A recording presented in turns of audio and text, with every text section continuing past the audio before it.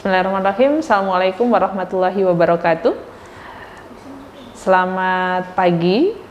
Hari ini bertemu lagi di acara Beranda Maklum yang pada kesempatan hari ini masih dalam bulan April di program Women Talk gitu.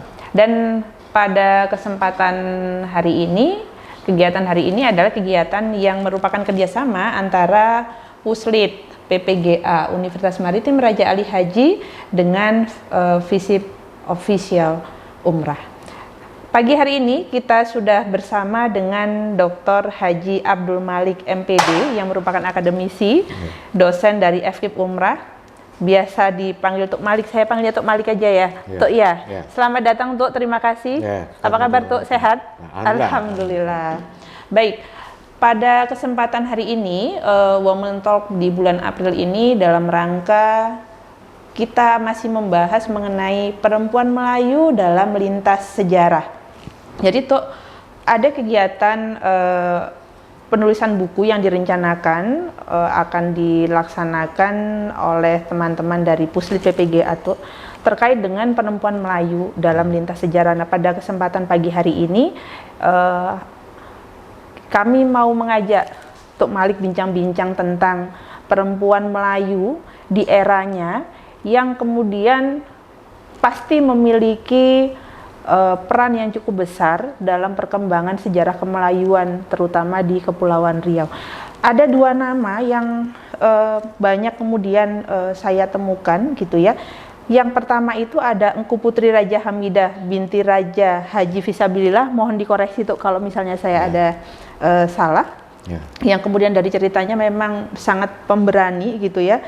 Yang kedua adalah ada Raja Aisyah binti Raja Sulaiman yang terkenal dengan karya-karyanya. Tuk Malik, mungkin Tuk Malik bisa menceritakan dua tokoh ini tuh dalam masanya dulu, silahkan. Baik, Assalamualaikum warahmatullahi wabarakatuh. Waalaikumsalam. Selamat pagi, salam sejahtera untuk Anda semua. Sebetulnya generasi Engku Putri Raja Hamidah itu generasi yang berikutnya ya. Pulau Riau ini memang ditakdirkan kali ya untuk melahirkan pemimpin-pemimpin perempuan yang hebat ya. Kehebatannya bukan untuk Pulau Riau saja, tetapi untuk hampir semua kawasan Melayu. Nah, di atas itu ada Wan Sri Beni namanya. Ya, itu dulu lah kita bahas ya, daripada langsung ke Engku Putri gitu. Nah, Wan Sri Beni itu adalah Raja Bintan. Ya, dia berkuasa pada akhir abad ke-13 ya, menggantikan suaminya. Nah, lalu beliau yang menjadi raja di Bintan itu. Ingatlah waktu itu Bintan itu menguasai bukan hanya Bintan di Kepulauan Riau ini saja atau Kepulauan Riau, tetapi termasuk Singapura, Malaysia dan sebagainya. Nah, jadi kemudian anak beliau Putri Bintan namanya menikah dengan Tri Tribuana. Ya, Tri Tribuana ini seorang raja yang datang dari Bukit Siguntang Mahameru. Nah, karena beliau sudah tua, lalu setelah anaknya menikah, lalu menantunya tadi yang laki-laki diserahinya ke jabatan raja itu. Jadi kerajaan diserahkan di situ. Nah, kalau di situ saja itu mungkin tidak begitu hebat ya. Di mana hebatnya? Nah, ketika Tri Tribuana atau Sang Nila Utama ingin memindahkan pusat pemerintahan itu dari Bintan yang dianggap kurang strategis, itu dirundingkan dengan mertuanya tadi, mertuanya setuju, ya bersetuju. Maka dipindahkanlah pusat kerajaan itu dari Bintan ke Singapura. Jadi Singapura ini ya dibangun oleh orang Melayu pertamanya. Jadi bukan Raples seperti yang diapakan oleh banyak orang gitu yang mengaburkan sejarah. Nah, tokoh yang visioner dalam hal ini adalah Wan Sri Beni yang seorang perempuan itu, dan itu pun untuk menjelaskan bahwa kepada siapapun ya, di dunia ini bahwa Kepulauan Riau itu tidak pernah menghalangi perempuan untuk menjadi pemimpin, termasuk pemimpin pemerintahan dan pemimpin politik ya, dan itu jarang terjadi di kerajaan-kerajaan lain Nusantara, baik di Indonesia maupun di Malaysia. Lalu apalah kemudiannya 5 keturunan Wan Tribeni itu di Singapura, lalu ketika Singapura dianggap tidak lagi terlalu positif ya untuk perkembangan kemudian baik dalam dunia perniagaan maupun politik, lalu dipindahkanlah pusat kerajaan tadi ke Melaka. Siapakah raja-raja Melaka itu? Itu adalah keturunan Wan Tribeni. Ya. Nah itu semuanya keturunan. Akhirnya kerajaan dikembalikan lagi nanti setelah Melaka runtuh, dikembalikan lagi ke Bintan, ya kan, sampai tahun 1526. Nah kemudian Bintan diserang lagi oleh Portugis. Akhirnya anak cucu keturunan Wan Tribeni ini, ya, yang jelasnya putra dari Sultan Mahmud Shah I, yang Sultan Melaka itu, mendirikan pula Kesultanan Riau Lingga Johor Pahang yang awalnya berpusat di Johor, ya Johor Lama. Kemudian pada tahun 1678 dipindahkan kembali ke Bintan, tepatnya di Tanjung Pinang. Sejarahnya dimulai dari situ. Jadi tokoh yang kita sebut dengan Wan Tribeni yang kemudian kita beri nama untuk gedung yang ada di kantor gubernur itu bukan orang sembarangan. Itu luar biasa. Kalau orang Melayu menyebut diri pengasas dari kepemimpinan perempuan, bukan hanya di Kepulauan Riau tetapi di dunia Melayu secara keseluruhan. Nah, Wan Tribeni pada saat itu apakah juga memberikan pengaruh kepemimpinan kepada perempuan-perempuan di eranya? Iya, jadi begini, sesudah beliau memang tidak ada ya, tetapi pendampingnya itu istri ya, dalam hal ini permaisuri dari raja-raja pada waktu itu, semua berperan penting bagi suaminya.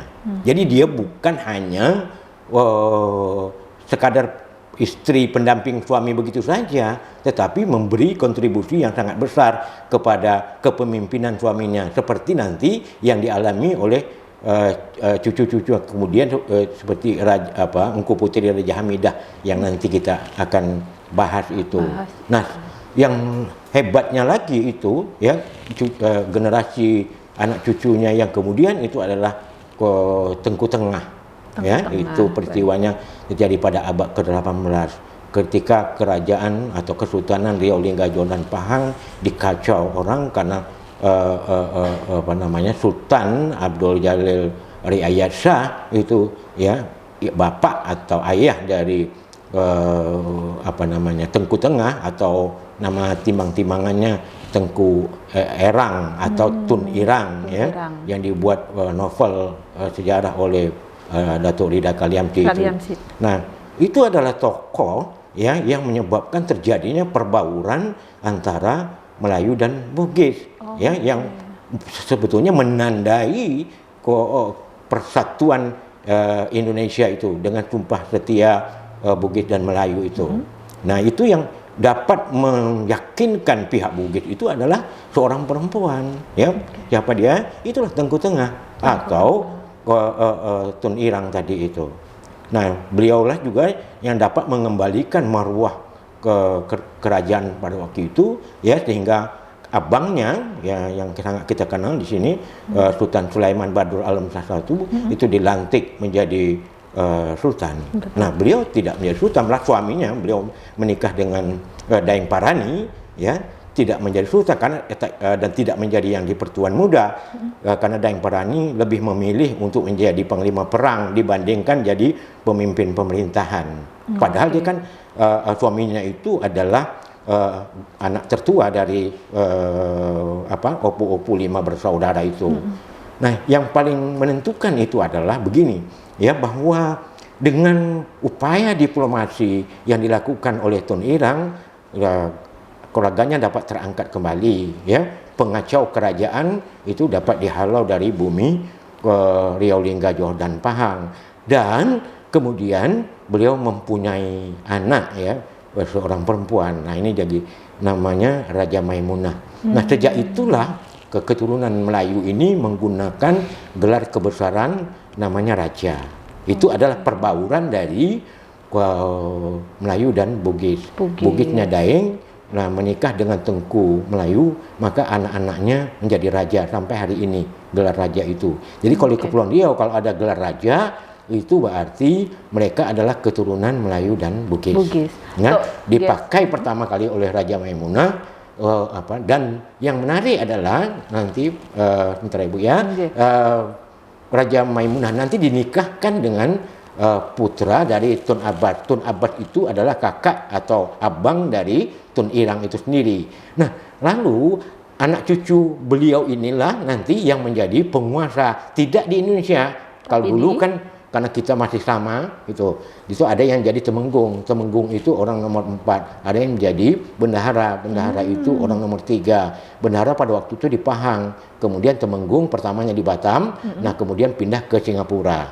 Sudah, setelah kita berpisah dengan Singapura pada tahun 1819, kemudian dengan Johor dan Pahang pada tahun 1824 melalui Traktat London yang dilakukan oleh Belanda dan Inggris itu. Nah, lalu ya anak cucu dari Tun Irang inilah yang menjadi pemimpin di Singapura dan Malaysia sekarang, terutama di Malaysia sekarang. Di Johor menjadi Sultan Johor, di Pahang menjadi Sultan Pahang. Yang sekarang Sultan Pahang adalah yang di Pertuan Agong Malaysia. Itu adalah wujud dari Tun Irang yang asalnya itu dari sini. Itu luar biasa. Nah, ya baru generasi kemudian yang Engku Putri. Engku Putri itu. Tuh, sebelum masuk ke Engku Putri dan ke Raja Aisyah, apakah kemudian pengaruh keperempuanan dari Wan Sri Beni tadi itu kemudian juga sampai ke Johor, Malaysia, dan Singapura? Artinya begini, kepemimpinan, keteladanan beliau, cara beliau memimpin sebagai seorang perempuan, karena di era itu saya kira tidak semua wilayah bisa menerima perempuan sebagai pemimpin seperti yang Tuk Malik tadi sampaikan gitu ya. Tapi apakah kemudian pengaruhnya Wan Sri Beni ini kemudian melekat dan sampai ke kepemimpinan yang ada di Malaysia dan sampai juga kepada yang di Singapura tuh? Apakah memang kemudian cara mereka memimpin juga kemudian dengan nilai-nilai dari sisi nilai-nilainya walaupun sosok orangnya sesudah Wan Sri Beni itu tidak ada lagi raja perempuan ya, tak ada, memang tidak ada. Nah, semuanya laki-laki. Nah, tetapi nilai-nilai yang dikembangkan oleh kerajaan-kerajaan Melayu itu baik waktu masih bersatu di dalam Kesultanan Riau, Lingga, Johor dan Pahang atau sesudah kerajaan-kerajaan itu berdiri sendiri-sendiri karena ulah penjajah, nah tetaplah nilai-nilai yang dikembangkan sejak awal itu, bahwa raja itu, pemimpin yang tertinggi itu harus benar-benar dihormati, dan raja pun tidak boleh mempermalukan rakyat. Itu ada namanya Sumpah Setia Melayu yang diucapkan oleh Sri Tribuana dan Datuk Demang Lebar Daun. Itu diyakini sampai sekarang oleh orang Melayu. Siapapun istilah Melayu yang berpaling tadah, berkhianat tentang itu, dia akan menerima padahnya. Padah dalam bahasa Melayu itu kalau bahasa Jawanya kualat gitu. Dan kita sebetulnya dengan kasat mata dapat melihat kejatuhan pemimpin di Nusantara ini karena melanggar sumpah itu. Nah, masuklah tadi kepada Engku Putri Raja Hamidah, ya kan? Beliau ini adalah istri sultan, bukan sultan, permaisuri. Ya kan? Nah, tetapi beliau diberikan tanggung jawab yang sangat besar oleh suaminya. Apa itu? Dialah yang memegang regalia. Nah, regalia ini adalah penentu hidup matinya sebuah kerajaan. Apabila regalia direbut orang, sultan direbut orang tak masalah, asal regalianya masih kita pegang. Baik, kalau sultan, paling sultannya yang ditawan, tapi negerinya itu belum terjajah. Nah, tapi kalau regalia yang direbut orang, maka negeri itu terjajah. Nah, ini sebab mengapa Sultan Mahmud Yahya Shah memberikan kepercayaan itu atau amanah itu kepada seorang Engku Putri Raja Hamidah, karena beliau tahu bahwa istrinya inilah orang yang paling tepat untuk melakukan itu. Karena tadi setelah Tun Irang tadi itu yang betul-betul menyatukan masyarakat berbagai suku di Kepulauan Riau atau di Kesultanan Riau, Lingga, Johor, Pahang itu adalah Engku Putri Raja Hamidah. Bukan hanya sesama kita pribumi, tetapi juga dia punya anak sebagai simbol anak angkat orang Tionghoa, dinikahkan dengan acara adat Melayu. Melayu. Nah, itu kan menunjukkan bahwa kenegarawanan seorang Engku Putri Raja Hamidah itu bukan main Tidak perlu hebatnya. disangsikan lagi Dan ya, dia Tok, ya? tidak pernah terpengaruh oleh urusan-urusan yang bersifat duniawi. Engku Putri itu punya anak tiri dan kebetulan anak tirinya ini adalah keponakannya sendiri, ya, anak dari suaminya itu. Yang satu jadi raja sultan di Singapura, ya, Sultan Hussein. Nah, satu lagi menjadi sultan di Riau Lingga yang waktu itu bertahta di Dae. Sudah. Ya. Kalau dia mau senang, dia terima saja itu. Kalau kita pikir-pikir pragmatis, terima saja itu. Tapi tidak, ya kan, disogok oleh Inggris untuk mendapatkan regalia. Betul. Dia lawan, tidak bisa. Tidak Ya kan? diberikan. Nah, apalagi Belanda sampai satu pasukan Belanda mengepung seorang perempuan di dalam rumahnya sendiri, dikepung dan ditodong dengan senjata, begitu. Anda serahkan tidak regalia ini? Ya, jika tidak kami tembak Anda. Silakan tembak saya, tetapi kalian tidak pernah akan dapat membeli hati kami, dan kalian tidak akan pernah bisa menjaga regalia ini seperti kami menjaganya. Lalu karena dia dipaksa juga, ya, karena dia sendiri dia kepung tadi begitu, ya, tadi disuruh tembak, Belanda tidak berani menembak. Andaikan takdir Belanda menembak itu, maka akan selalu biadablah Belanda terhitung oleh masyarakat internasional sampai sekarang. Itu. Ya, tapi untung juga lah ada mungkin ya ada ilham juga pada tentara Belanda tadi, mereka tak sampai menembak. Nah, tapi begitu didesak juga, dia datang, diambilnya regalia nanti, dia berdiri di tingkap rumahnya, tingkap tahu ya, jendela rumahnya, lalu direjamnya, dilemparnya itu. Nah, kata dia, silakan kalian pungut itu. Ya, itu hanyalah lempengan emas yang tidak ada artinya. Begitu beta orang Raja Melayu kalau menyebut dirinya itu beta, ya.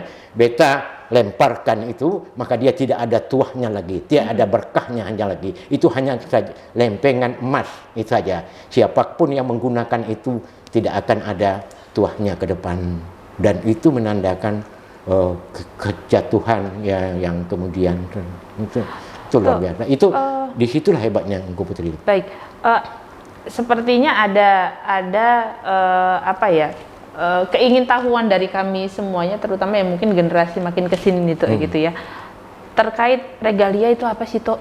Apa ya? Regalia. Ya. Regalia itu apa? Mungkin Datuk bisa regalia itu simbol sedikit. kerajaan, ya, simbol kerajaan ya, yang apa itu lambang itu, dan perlengkapan kerajaan. Tetapi simbol itu yang paling utama, semacam logo kerajaan. Baik. Nah, itu. Jadi dimanapun raja berpergi itu harus dibawa. Dan itu di depan malah. Nah, jadi artinya apa? Bahwa regalia itulah yang mewakili kerajaan. Andaikan sekarang regalia itu belum dapat direbut orang, tadi kata saya sudah memulai itu, maka kerajaan itu tidak dapat tidak bisa dikuasai oleh siapapun, walaupun sultannya ditangkap. Itu di dalam perspektif Melayunya. Ya, soal orang mau menafsirkan lain silakan saja. Jadi bagi orang Melayu, dia tidak pernah dijajah. Jadi dengan begitu juga lah kita mengatakan bahwa sebetulnya Kesultanan Riau Lingga walaupun dihapus oleh Belanda pada tahun 1913, itu bukanlah kerajaan yang dijajah. Karena apa? Karena sultannya tidak ada di Pulau Penyengat waktu itu ketika Belanda menghapusnya. Itu. Nah, cara Belanda itu bukan cara yang beradab menurut tamadun Melayu. Waktu rajanya tak ada, disitulah rajanya dimakzulkan. Itu tidak bisa. Kalau di Melayu itu harus berhadapan. Ada rajanya. Nah, itu namanya gerakan anak jantan, ya, kalau Melayu. Itu. Berikutnya tuh, kan tadi sudah disinggung Engku Putri Raja Hamidah. Gimana kalau dengan Raja Aisyah binti Raja Sulaiman tuh? Ya, itu cicitnya lagi, ya, itu adalah cucu dari Raja Ali Haji. Nah, di mana kehebatannya? Satu, ya, bahwa dia paling produktif menulis, setidak-tidaknya 4 karyanya. Di dalam sastra, Raja Aisyah binti Raja Sulaiman atau Aisyah Sulaiman ini, ya, dianggap ya sebagai pelopor kesusahan Melayu modern. Itu satu, ya. Karena apa? Karena tema karyanya. Kalau jenis karyanya sama dengan karya-karya terdahulu, tetapi tema karyanya jauh berbeda. Apa yang diperjuangkan oleh Aisyah Sulaiman dalam karyanya itu adalah perjuangan kaum perempuan yang selama ini belum pernah, tetapi pernah dilakukan oleh kakeknya sendiri yaitu Raja Ali Haji melalui syair Abdul Muluk yang mengangkat ketokohan Siti Rafi'ah. Siti Rafi'ah. Ya. Nah, itu diteruskan oleh cucunya Aisyah Sulaiman, dan pada masa itu belum ada banyak orang Indonesia. Maaf ya, R.A. Kartini hanya menuliskannya dalam surat-suratnya kepada sahabatnya di Belanda. Kalau Aisyah Sulaiman menulisnya dalam syair naratif, dalam hikayat. Nah, itu dalam buku yang tebal-tebal bagaimana seharusnya perempuan itu memainkan peran di dalam peradaban dan politik dan serta pemerintahan yang waktu itu tak terpikirkan oleh perempuan manapun. Itu satu modernisasi pemikiran yang dilakukan oleh Aisyah Sulaiman dalam semua karyanya itu. Dan beliau juga tak selamanya menyalahkan laki-laki. Ada otokritik pada perempuan. Mengapa perempuan tak mau berbuat? Ya kan, mengapa perempuan tak mau berbuat? Padahal peradaban ini atau adat dan budaya Melayu terutama itu memberikan ruang yang sangat terbuka untuk orang perempuan Melayu itu berbuat demikian. Nah, yang hebat lagi ketika kerajaan ini tadi diambil oleh Belanda tahun 1913 bersama suaminya, Kadek Hitam, juga pejuang itu. Nah, mereka tidak lagi mau tinggal di sini. Ya, mereka pindah ke Singapura pertama karena Singapura bagian dari kita juga dulunya. Nah, kemudian sesudah suaminya meninggal, ya kan, dibunuh di Jepang dalam rangka untuk mendapatkan bantuan Jepang melawan Belanda pada waktu itu tahun 1914, setahun sesudah Belanda menguasai kerajaan Riau Liga. Nah, mereka pindah tadi, lalu tak lama di Singapura, Aisyah Sulaiman pindah lagi ke Johor. Mengapa dia pindah dari Singapura ke Johor? Karena waktu dia Singapura, karena dia masih muda, ya, keturunan bangsawan lagi, banyak orang yang menggodanya. Nah, dia tidak menerima itu karena dia sangat setia kepada suaminya itu yang meninggal. Jadi patriotisme Aisyah Sulaiman, dan itu memang sudah dimulai dari kakeknya yaitu Raja Ali Haji. Mereka sudah tidak lagi terlalu berpikir untuk melawan Belanda, yang dalam hal ini juga melawan Eropa sebetulnya. Itu karena koalisi Eropa kan, Prancis masuk juga, Inggris juga. Nah, dia dengan kekuatan persenjataan dan tentara kita pada waktu itu tak mungkin kita lawan dengan itu. Raja Ali Haji kan memulainya langsung dengan perjuangan intelektual, ya kan. Nah, maka itu diteruskan oleh Aisyah Sulaiman sebagai penulis perempuan untuk selalu menggugah hati para perempuan Melayu ini. Nah, supaya kita harus berperan dalam semua aktivitas pembangunan. Tuh, terakhir tuh, apa yang bisa kita teladani dari 3 tokoh tadi tuh? Dari 4 perempuan hebat Melayu tadi itu. Konsisten. Satu pertama, konsisten pada perjuangan, ya, mencintai bangsa dan negara itu lebih daripada apapun di dunia ini, kecuali tak bisa dibandingkan dengan kecintaan kepada, kalau orang Melayu, kepada Allah Subhanahu Wa Taala dan Rasulullah lah. Dan sesudah itu harus bangsa dan negara, walaupun diri sendiri harus dikorbankan. Dan itu tidak memandang bahwa dia laki-laki atau perempuan. Nah, ada kemungkinan peran perempuan yang lebih penting. Kalau orang menyadari hakikat sastra, apa yang dikemukakan oleh Raja Ali Haji di dalam syair Abdul Muluk itu sebenarnya menyampaikan pesan bahwa ketika laki-laki tak dapat lagi berbuat apa-apa di dunia ini, perempuan harus mengambil peran itu. Itu dilakukannya dengan Siti Rafi'ah itu, ya kan? Siti Rafi'ah yang menyelamatkan kerajaan Barbari itu, bukan suaminya Abdul Muluk. Ya, Abdul Muluk itu hanya dapat jadi judul dari syair naratif itu. Kalau sekarang ya seperti novel sajalah, ya. Tetapi yang tokoh yang akhirnya mengembalikan kemerdekaan itu adalah Siti Rafi'ah. Nah, itu kan di dalam peradaban Melayu betapa besar harapan kepada perempuan. Karena apa? Karena sejak dari Wan Sri Beni itu kebijaksanaan perempuan Melayu di sini itu memang sudah teruji, ya kan. Masuk dia ke Tun Irang tadi, dicabarnya, ditantangnya putra-putra Bugis, wahai putra Bugis, ya kan. kalau kalian dapat membantu kami jadi pemasak nasi kalian pun saya mau. Luar biasa. Seorang anak sultan mengatakan begitu. Hati laki-laki itu tadi terangkat. Oke. Baik, Ya. Tok Malik, terima kasih Ya. banyak. Ya. Banyak sekali ternyata yang bisa kita ambil pelajaran dari 4 tokoh perempuan Melayu yang hebat tadi. Ya, betul. Jadi sebenarnya jauh sebelum itu keteladanan itu sudah dilahirkan oleh perempuan Melayu, gitu ya, Tok Malik ya. Dan jauh Baik. lebih hebat. Kalau Jauh menurut lebih saya. hebat, jauh lebih hebat. Dan hari ini kita semuanya bisa belajar dari apa yang sudah disampaikan Tok Malik tadi, cerita sejarah tentang perempuan-perempuan hebat Melayu yang tidak hanya memimpin di negerinya sendiri, tapi juga melahirkan generasi-generasi penerus yang juga menjadi pemimpin di Malaysia maupun Ya, di Singapura Johor, dan, Malaysia, Ya. gitu ya. Dan ada keteladanan yang bisa diambil hari ini bagi perempuan pun laki-laki, gitu sebenarnya ya. Satu, konsisten, yang kedua adalah cinta kepada bangsa dan negaranya. Ya. Baik, Maklong edisi hari ini berakhir sudah dengan saya Maklong Nani Rahmawati. Terima kasih, semoga apa yang disampaikan Tok Malik hari ini bisa menjadi pengetahuan baru bagi kita semuanya. Terima kasih. Assalamualaikum warahmatullahi wabarakatuh. Waalaikumsalam warahmatullahi wabarakatuh. Tok, terima kasih. Ya,